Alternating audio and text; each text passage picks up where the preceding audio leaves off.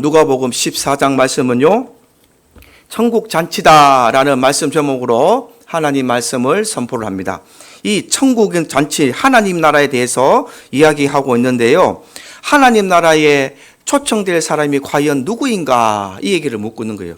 누가는요, 이방인으로서 예수를 믿는 사람입니다. 그래서 이 이방인들이 이해할 수 있도록 이 하나님의 말씀을 이방인의 관점에서 설명을 하고 있다고 제가 말씀드렸는데, 이런 내용들이 다른 복음서에는 기록이 되어 있지 않아요. 오늘 나오는 내용은 누가복음에만 기록이 되어 있는 내용이다라는 것을 보셔서 이 누가만의 특징이 있다라는 것을 한번 염두에 보시고 오늘 말씀을 잘 들어보시길 바랍니다. 먼저 누가는 당시에 유대인들의 대표자들이던 이 바리새인들의 초청을 받아서 잔치에 참석을 하게 됩니다. 그래서 이 초대는 약간 의도가 있는 초대였다. 이 예수님을 초대한 달이 안식일입니다. 그래서 예수님께서 안식일에 자꾸 병자를 고치시고 안식일을 범하기 때문에 예수님이 안식일에 율법을 어겼다는 그 올무를 갖추기 위해서 이 안식일에 예수님을 초청을 하는 거예요. 우리 한번 1절을 한번 읽어보겠습니다. 1절 시작. 안식일에 예수께서 한 바리새인의 지도자의 집에 떡 잡수시러 들어가더니 그들이 엿보고 있더라.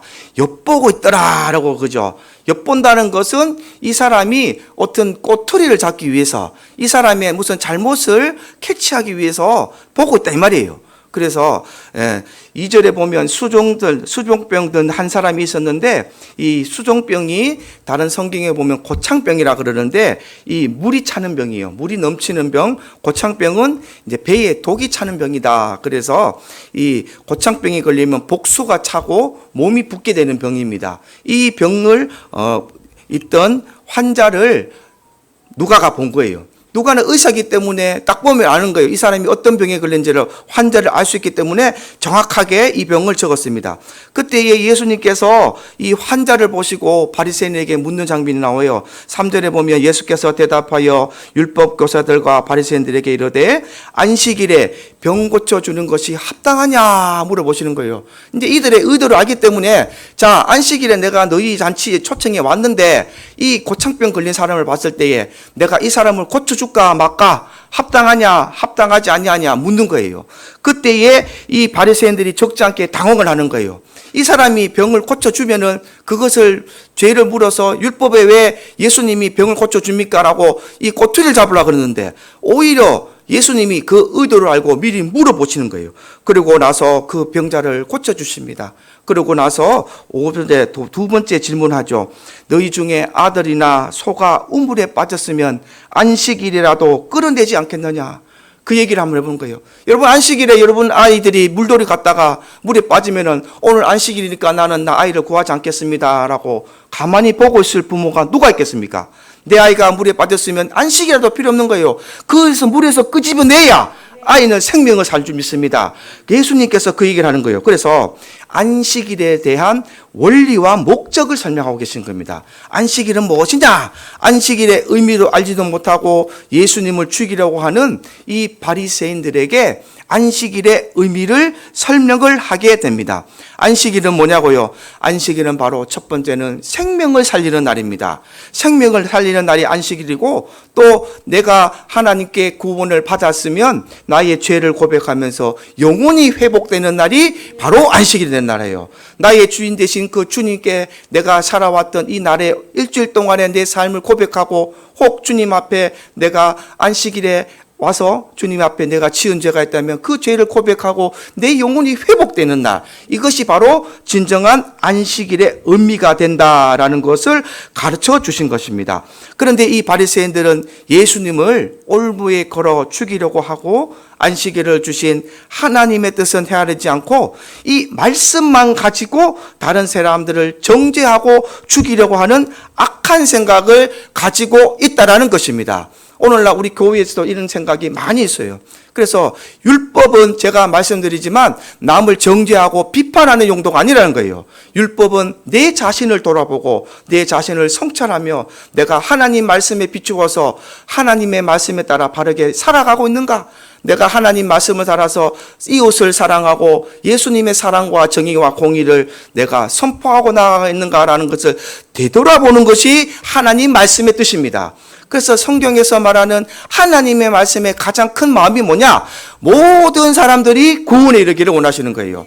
이것을 알고 깨달으면, 네가 하나님 말씀을 깨달았으면 내가 다시 이 말씀을 나가서 선포하고 예수의 의를 가르치는 것, 이것이 바로 하나님의 뜻이 되는 것입니다. 그래서 주일날 우리는 와서 뭐 하느냐? 일주일 동안 세상에서 살아왔던 것을 내가 주일날 와서 회개하는 겁니다. 우리 영혼이 회복되는 것이 안식일의 의미가 된다라는 것을 가르쳐 주십니다.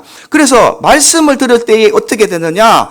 내 영이 회복이 되는 거예요. 하나님 말씀을 듣고 하나님 말씀을 들으니까 내가 이런 잘못을 했지 생각나게 해서 이것을 깨닫고 회개하고 가서 다시 영이 회복되고 돌아가는 것이 진정한 안식일의 회복이 되는 것입니다. 그러므로 하나님의 백성들은 이 주일이 지나고 지날 때마다 어떻게 돼야 되는가?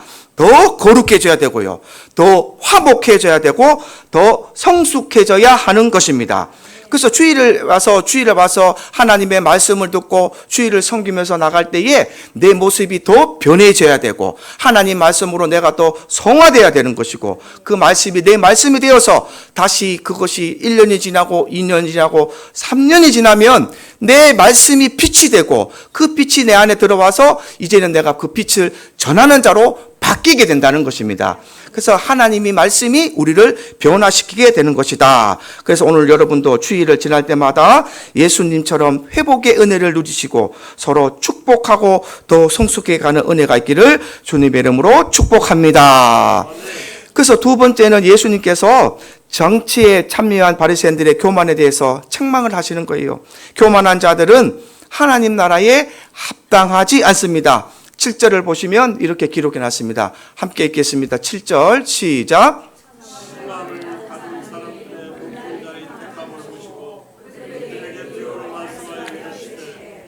아멘. 항상 이 유대인들의 모임에 가면 상석이라는 것이 있습니다. 가장 거기에서 좀 리더자급 높은 사람이 앉는 자리, 혹 세상 나가도 이런 자리 있죠. 사장님하고 회식 가면은 사장님은 상석에 딱 앉고 학교에 가도 어디 교장 선생님 자리는 따로 있죠. 다 이렇게 상석이 있습니다. 세상에는. 그러나 이 하나님께서 말씀하시는 주님께서 말씀하시는 것은 무엇을 말씀하시느냐? 너희가 혼인잔치에 초청받은 이야기를 가지면서 높은 자리에 앉기를 즐거워하지 마라라고 홍계하시는 거예요. 너희는 너무 높은 자리에 앉기를 원한다. 상석에 앉기를 원한다. 이 외식하는 바리새인과 서기관들아, 너희는 낮아져야 된다고 하나님께서, 주님께서 지금 가르쳐주고 계시는 겁니다. 8절부터 한번 읽어보겠습니다. 8절 시작. 내가 누구에게나 혼인잔치에 청함을 받았을 때에 높은 자리에 앉지 말라. 그렇지 않으면 너보다 높은 사람이 청함을 받은 경우에 9절까지 읽겠습니다. 너와 그를 청한 자가 와서 너더러 이 사람에게 자리를 내주라 하리니 그때에 내가 부끄러워 끝자리로 가게 되리라. 네가 스스로 높은다 그러면서 높은 자리에 앉게 됐을 때에 나보다 더 높은 사람이 와서 너 절로 가라, 내 자리 비켜라 그러면 부끄러움을 당하게 된다 이 말이에요. 교만해서 내가 높은 자리에 앉다 보면 그 자리는 언젠가는 하나님 앞에 교만함으로 인해서 수치를 당하게 된다는 겁니다. 성경에서 수치와 부끄러움은요, 사람들 앞에서 부끄러움을 당하게 된다, 이런 뜻을 포함하고 있습니다. 그래서 세상 사람들은 어떤 자리를 탐하느냐? 높은 자리를 탐하죠. 세상에서 가장 좋은 자리는, 세상 사람들은 계속 위로 올라가려고 끊임없이 노력하고 있지만 우리는 그렇지 않다는 겁니다. 하나님의 백성들은 어떻게 해야 되느냐? 자기를 낮추는 자가 되어야 된다. 겸손한 사람이 되어라 라고 주님이 오늘 가르쳐주고 계십니다. 그래서 하나님 나라의 청함을 받은 사람들은 어디에 앉아야 되느냐? 끝자리에, 낮은 자리에 앉으라. 낮은 자리에 앉아있으라. 다른 말로 하면 겸손하라 라는 것입니다. 겸손하게 될 때에 하나님이 우리의 겸손을 받으시고 우리를 높여주실 줄 기억하시기 바랍니다. 그래서 11절에 겸손적으로 이렇게 얘기합니다. 11절 다 같이 읽어보겠습니다. 시작. 무릇 자기를 높이는 자는 낮아지고 자기를 낮추는 자는 높아지리라. 아멘. 자기를 낮추는 자는 높아지게 되었습니다. 여러분, 내가 높아지려고 하면요, 이 자리는 아주 한없이 높은 자리로 이어질 수도 있습니다. 그러나 내가 낮아지려고 겸손하게 나아가다 보면 주위의 사람들이 스스로 나를 높여주는 거예요. 아, 참 저 사람은 겸손하다. 저 사람은 참 하나님 말씀대로 살려고 노력을 한다. 저 사람의 인품과 덕은 참 예수 믿는 사람 같다. 이런 말을 우리가 들어야 되는 겁니다. 이런 말을 들었을 때에 내가 스스로 안 높아져도, 내가 스스로 권위인 척하지 않아도, 내가 스스로 힘의 파워를 보여주지 않아도 하나님께서 우리를 높여주시고 주위 사람들의 그 나의 모습을 보고 따라오게 만드신다는 것이 바로 하나님의 방법이고, 예수님께서 이 땅에 계셨을 때에 3년 반 동안 이 모습을 다 보여주시고 가신 거예요. 그래서 힘들다고 말하면 안 되는 겁니다. 왜냐? 인간으로 오신 예수님께서 물론 성육신으로 오셨지만 인간된 모습으로 그 모든 것을 다 이루시고 몸소 실천하시고 보여주고 가신 것이 바로 예수님의 이 땅의 사역을 기억하시기 바랍니다. 그래서 예수님께서 우리에게 보여주시기 때문에 하나님 나라에는 어떤 자가 들어가게 되는가? 자기를 높이는 자는 낮아지고 자기를 낮추는 자는 높임을 받게 된다. 이런 자들이 하나님 나라에 합당하다라는 말씀을 하고 계십니다. 그래서 늘 낮은 자리에 서 있을 때 도리어 높임을 받는 겸손한 성도들이 되시기를 주님의 이름으로 축복합니다. 그리고 12절 말씀부터 보시면요, 가난한 자를 섬기는 사람이 하나님의 백성이다라는 말씀을 합니다. 바리새인들은 점심이나 저녁을 베푸기 위해 사람들을 초대할 때에 부한 자들을 초대합니다. 왜냐하면 자기도 그 사람이 한 초청한 잔치에 초청받기 위해서예요. 여러분, 부자들이 사람을 초청할 때에 가난한 사람 초청하는 거 보신 적 있으십니까? 잘 없습니다. 그들은 그들만의 리그를 합니다. 인도의 최고의 부자, 또 아시아에서 최고인 부자가 있는데, 인도의 그 최고 부자는요, 재산이 몇 조가 돼요. 100몇 조가. 그래서 그 딸을 결혼식 하는데 보니까, 그 딸을 결혼식 할 때 보니까 딸의 결혼식 비용만 한 1,000억을 썼더라고요. 7일 동안 완전 막 호화롭게 하는데 누가 초청되느냐? 삼성전자의 이재용 부회장. 예, 이런 사람들이 초청되는 거예요. 그리고 뭐 미국의 유명한 연예인들, 헐리우드 배우들, 그 다음에 테슬라 만든 그 회장, 이런 사람들이 초청되더라고요. 그 사람한테 여러분 초청 받으신 적 없죠? 우리 딸 결혼하니까 오세요라고 초청 받은 적 있습니까? 없습니다. 세상의 부한 자들은 그들만의 잔치를 해요. 왜냐? 그래야 또 삼성의 이재용 회장도 딸 결혼식 할 때 누구를 부를까요? 그 인도의 그 추성한 사람 부르고, 또 윤석열 대통령도 오셨으면 좋겠다 그러고 초청하고, 국회의원도 초청하지만 여러분들과 저한테는 아마 초청장 안 보낼 겁니다. 본대사에 있으면 꼭 저한테 연락 주시기 바랍니다. 예, 저도 한번 따라가게. 아무도 초청하지 않아요. 이것이 뭐냐? 잔치 때에 세상 사람들은요, 대접받고 싶지 않으면 서로 비난하고 욕하고 자기들이 초청받는 잔치에 가고 싶으니까 그 사람들만 모은다 이 말입니다. 그러나 하나님의 나라, 하나님의 천국 잔치는요, 그런 사람들을 모으는 것이 아니라라고 얘기합니다. 어떤 사람들이 이 나라에 합당한가? 13절에 하나님의 백성들은 이렇게 하라라고 적어놨습니다. 13절 읽어보겠습니다. 시작.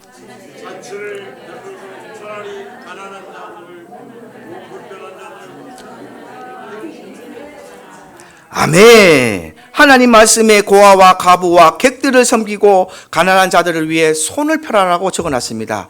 하나님께서 말씀하시기를 이 천국 잔치에는 누구를 부르느냐? 가난한 사람과 몸 불편한 자들과 이 저는 자들과 맹인들을 청하라라고 말씀하십니다. 이렇게 가난한 자들을 섬기면 누가 갚아주느냐? 하나님께서 복으로 갚아준다 이 말이에요.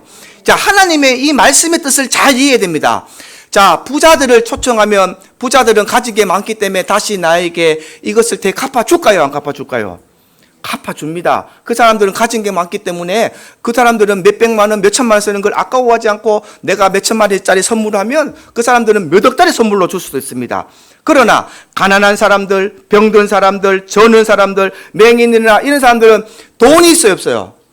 돈이 없습니다. 이 사람들은 하루에 한 끼 먹기 살기가 힘든 사람이에요. 내가 하루 한 끼 먹기 힘들고 어떻게 하면은 오늘 점심을 먹고 나면 내일은 뭐 먹을까 걱정하는 사람들을 내가 천국잔치에 초청했을 때에 그들은 나에게 갚아줄 것이 없습니다. 그때에 누가 갚아주느냐? 하나님이 우리에게 갚아준다 이 말이에요. 내가 내게 복이 되게 하리니 이는 의인들의 부활시에 내가 갚음을 받겠습니다. 14절에 이렇게 읽어놨습니다. 그래서 하나님께서 의인들의 복을 갚아주신다는 말을 해놨기 때문에 우리는 하나님의 갚으심을 보고 지금도 나가서 복음을 전할 때에 가난한 사람들에게, 맹인들에게, 저는 사람들에게, 내가 도움을 줄 수 있는 자들에게 최선을 다해서 하나님 말씀을 전하는 자들이 되어야 된다라고 가르침을 주시고 계십니다. 세상 사람들은 자기의 유익을 위해서 대가를 바라고 사람들을 섬깁니다. 뭔가 기브 앤 테이크예요. 내가 뭔가 주고받고 오는 것에 익숙하지만 우리 하나님 나라의 하나님의 성도들, 하나님의 자녀는요, 주는 것으로 끝내야 됩니다. 받은 것을 바라면 안 된다는 거예요. 왜냐? 그것이 바라고 주되게 되면 그것이 하나님의 의가 나가지 아니하고 내 의가 나가게 된다라는 것입니다. 모든 것은 하나님의 이름으로, 주님의 이름으로 나누어주고 섬기게 될 때에 그 사람들이 갚아준 것이 없어도 하나님이 나중에 천국잔치가 되면 우리에게 다 갚아주신다라는 것을 적어놨습니다. 그래서 누가는 율법의 핵심을 이런 식으로 설명을 하는 것입니다. 세상 사람들처럼 살지 말고 하나님의 뜻대로 살아야 하나님의 백성들이 된 것이다. 이것을 기억하시기 바랍니다. 교회에서 자꾸 이렇게 말씀을 가르치지 않으면요, 교회도 변질되고 말아가는 거예요. 왜 세상 방법대로 자꾸 교회가 따라가는지 모르겠습니다. 우리는 하나님께 거룩한 구별된 백성이에요. 거룩하다는 것은 구별됐다는 것입니다. 세상의 법을 가지고 오는 것이 아니라 우리는 세상을 가서 세상을 변화시켜야 될 일입니다. 이게 하나님이 우리를 세우신 하나님의 정의가 되고 공의가 되는 거예요. 그 공의를 전하는 것이 우리의 방법이 되는 것입니다. 세상 사람들처럼 눈에 보이는 사람, 돈 있는 사람, 권력 있는 자에게 내 것을 나눠주지 말고 그런 사람들을 교회에 초청하지 말고 가난한 사람, 저는 사람, 맹인이나 이 힘이 없는 사람들을 초청해서 하나님 말씀을 전하고 하나님 말씀이 또 번져나갈 때에 하나님께서 그것을 갚아주신다라는 것을 기억하셔서 하나님 나라의 백성대로 살아가는 저와 여러분들이 되기를 주님의 이름으로 축복합니다. 그래서 우리가 없었을 때, 빈 것이 있을 때에 하나님의 채우심을 경험하게 되는 거예요. 우리가 다 베풀고 내 것이 없을 때는 누가 내 것을 채워줍니까? 여러분이 채워줍니까? 아니라니까요. 하나님께서 내 빈 것을 채워주시고 그 빈 것을 경험하는 여러분들 되기를 주님의 이름으로 축복합니다. 이것이 이루어져야 하나님 나라의 백성이 된다라고 말합니다. 이렇게 많은 설교를 하니까 이제 오늘 본문의 15절에 이런 이야기를 하죠. 15절을 말씀 본문 읽어보겠습니다. 15절. 15절에 보면 오늘 14장 15절 함께 먹는 사람 중에 하나가 이 말을 듣고 이르되 무릇 하나님 나라에서의 떡을 먹는 자는 복되도다 하니 하나님 나라에 떡을 먹는 자는 복되도다. 지금 우리가 바리새인의 집에 초청을 받아 떡을 못 주지만 우리가 다 같이 하나님 나라에서 떡을 먹으면 얼마나 좋겠냐 이런 뜻이에요. 그래서 하나님 나라의 떡을 먹으면 좋겠냐. 하나님 예수님께서 천국 잔치에는 아무나 가는 줄 아느냐라고 하면서 이제 천국 잔치에 대해서 오늘 말씀하신 거예요. 그래서 본문에 보면 오늘 하나님께서 16절에 어떤 사람이 큰 잔치를 베풀고 많은 사람을 청하였다. 오늘 아까 다 읽었죠? 이 말씀을 청하시는 거예요. 예수님께서 이제는 천국 잔치를 베푸셔서 다 와라, 너희들아 와라 라고 얘기하는데, 자, 여기서 중요하게 볼 게 뭐냐? 이 세상의 일과 자기가 하는 일에 마음에 뺏긴 사람들은요, 이러한 사람들로 되고 맙니다. 저 18절 한번 읽어보겠습니다. 18절 시작. 다 일치하게 사양하여 한 사람은 이르되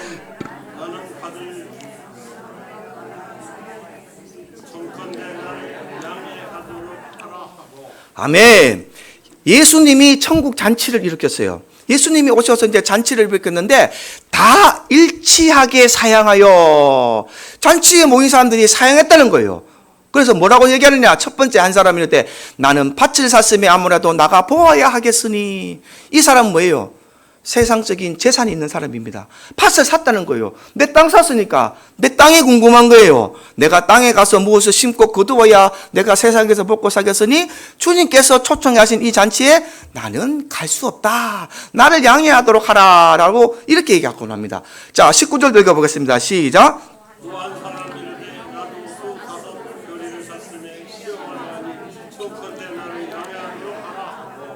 똑같이 동일하게 이 사람도 돈인 사람이죠. 예, 소 5결이를 샀다고 합니다. 소 5마리 샀으니까 잠깐만 기다리십시오. 내가 이 소를 시험하러, 이 소가 튼튼한지 밭을 잘 가는지 내가 한번 실험하여 가겠습니다 라고 나를 양해하도록 하라 이랍니다. 또 20절 다시 한번 읽어보겠습니다.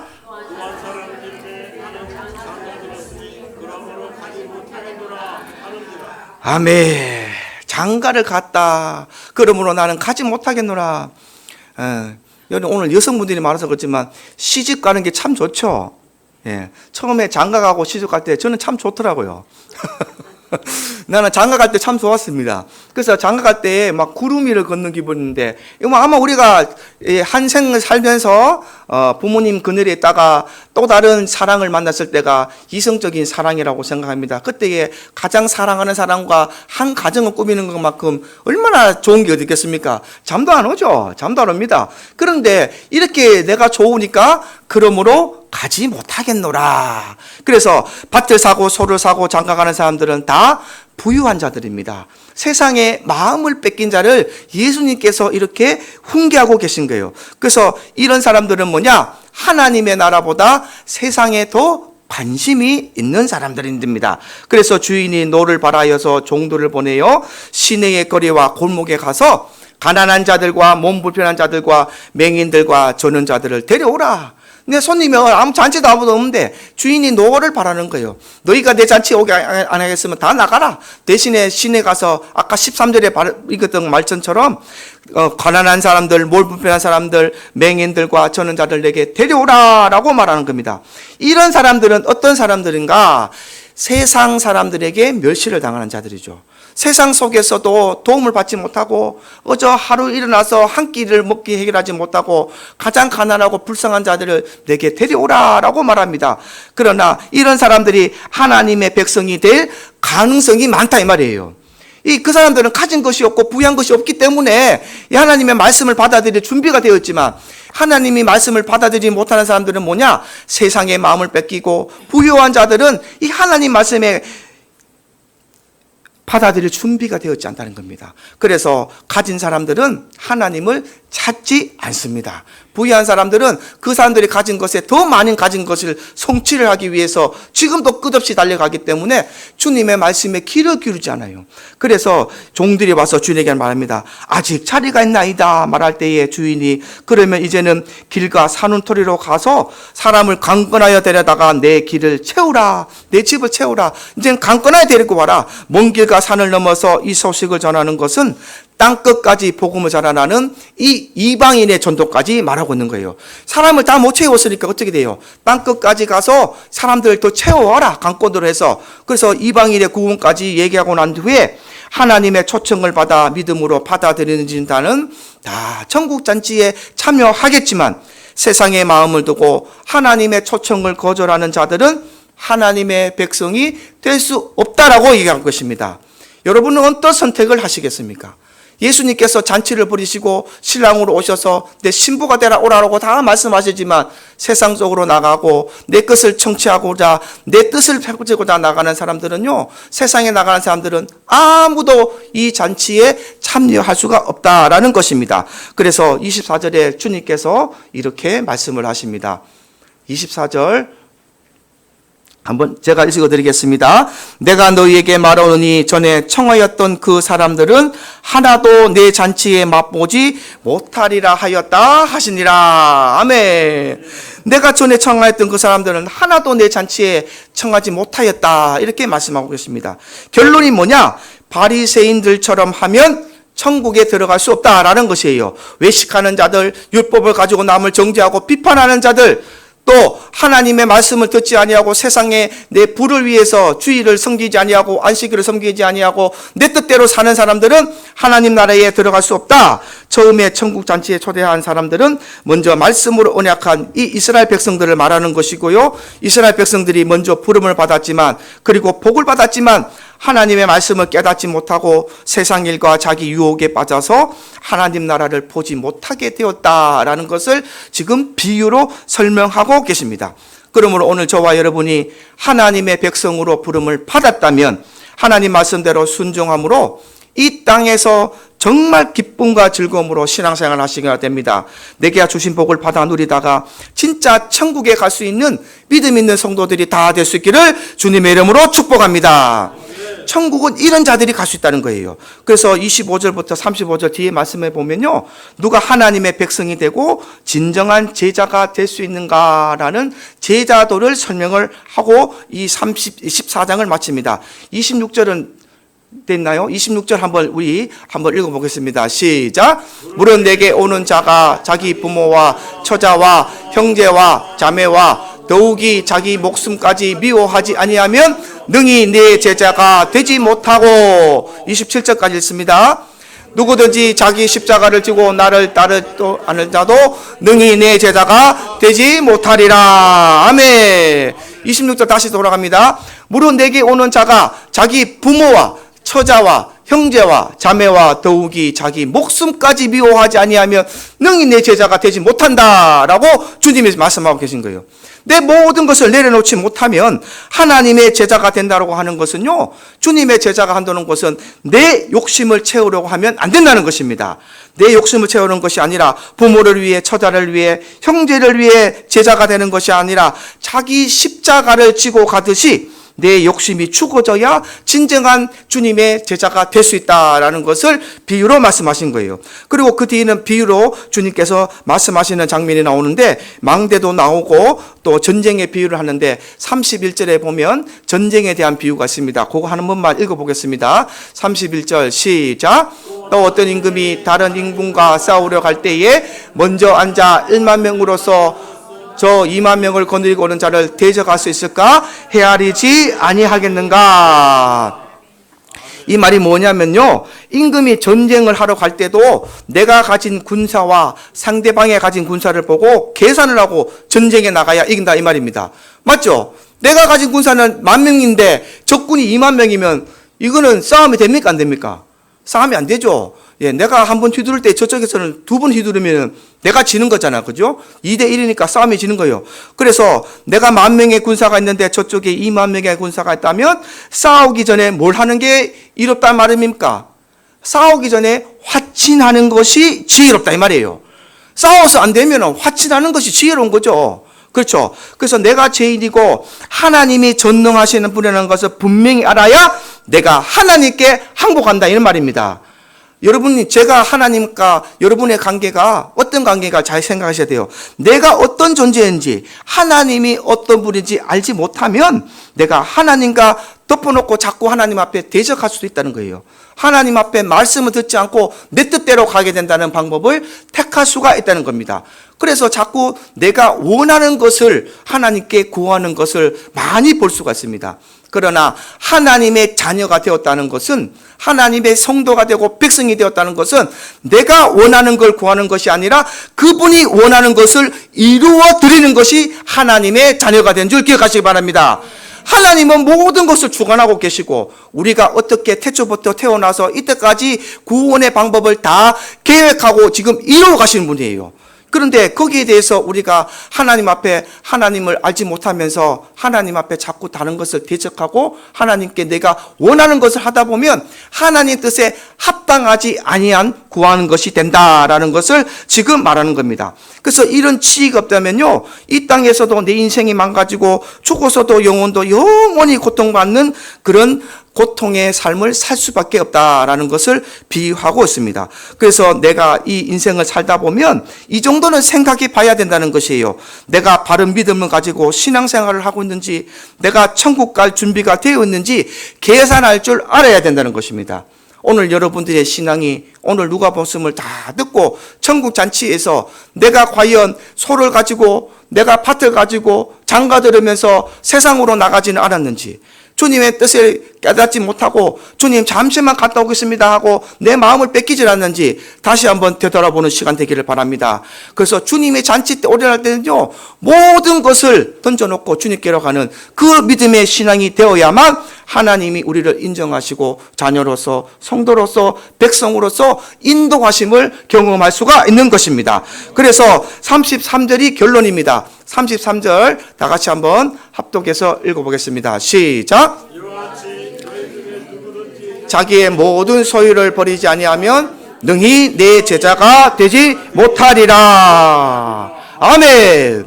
그래서 세상의 욕심을 가지고 자기의 유익을 위해서는요, 하나님 나라의 제자가 되려고 한다면 결코 할 수 없다라는 것이 핵심이 되는 것입니다. 그래서 만약 이런 사람이 있다면요, 하나님 앞에 바로 갈 수 없다, 제자가 될 수 없다. 그래서 34절 35절에는 맛을 잃은 소금으로 비유를 했습니다. 소금이 짠맛을 잃어버리면 무슨 소용이 있겠느냐는 거죠. 세상에 나가서 아무 소용없고 소금도 그 가치를 잃어버리게 될 것이다 라면서 소금은 좋은 것이지만 그 맛을 잃어버리면 아무 쓸데없이 버려지게 될 것이다 라는 말씀으로 이 소금을 제자로 말씀하셨습니다. 제자가 제자로서 역할을 하지 못하면요, 세상에서나 교회에서나 아무런 필요가 없는 사람이 되어버린다 한 예수님의 오늘 마지막 이 메시지를 잘 기억하셔서 오늘 내가 이 궁극적으로 이 바리새인들에게 하는 말씀이었지만 오늘날 신학 시대에 왔을 때에 저와 여러분들에게 하는 말씀으로 받아들이시기를 바랍니다. 그래서 바리새인들을 비판하는 말이 아니라 오늘도 신학 속에서 주님의 소금의 역할을 하지 못하는 사람, 맛을 잃어버린 사람은요, 주님의 제자가 될 수 없다라고 하신 이 말씀을 잘 기억하셔서 바리새인들처럼 살아가지 마시고 말씀대로 사랑하고 섬기시고 하나님이 주시는 은혜로 살아가셔서 빛과 같이 소금같이 쓰임받는 저와 여러분들이 될 수 있기를 주님의 이름으로 축복합니다. 할렐루야. 찬송가 435장 찬송 드리겠습니다.